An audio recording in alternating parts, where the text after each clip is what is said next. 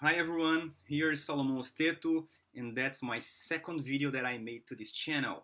Quantum English Experience is a channel, as I said in the last video, that I developed in order to analyze my own improvement during the learning process of studying English. My intention is to create 100 videos in English during this whole year, and that is the first one.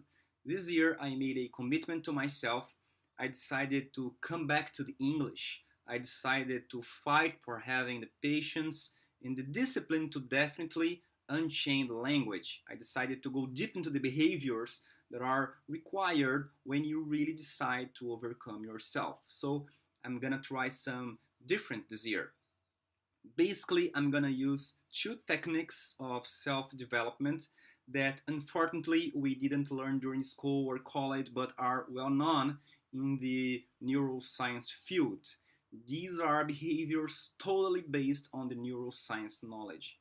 The first one is known as fake it until you make it. That's what I'm doing right now. It's a behavior related to our body language. It's a technique in which you don't pay attention too much in your mistakes. It's a behavior used to unchain your tongue, unblock your muscles, your body muscles in general, your mouth and facial muscles. It's a behavior that will allow you overcome your afraid of talking English. It's very common for most people, like me for example, that still feel insecure during a really conversation. It's a behavior used to avoid thinking too much before talking. You just act like you were in a theater, or like it's already natural for you. Doing that, you will start to give up the worries and start to let your brain being free. You are not worried anymore what others are thinking about you. You know what I mean? Does that make sense for you? The second technique that I'm gonna use during this project is known as the 5 seconds rule. This technique tells us that if you have an idea and if you don't take action in 5 seconds, it's probably that your brain will convince you to give up this idea, to abandon, to leave behind this idea. Your brain will make you believe that it's not important and that's too difficult for you. So you have just 5 seconds to go ahead with your desire. After that, your brain will make you fail. The problem here is the way our brain was designed. Our brain was designed to stop you at all costs from doing anything that might hurt you. I'm gonna repeat, our brain was designed to stop you at all costs from doing anything that might hurt you. Sometimes we have this kind of great ideas and we think what is missing is motivation, and that's not true because the way our minds are wired, the fact about human beings is that we are not designed to do things that are uncomfortable or scary or difficult.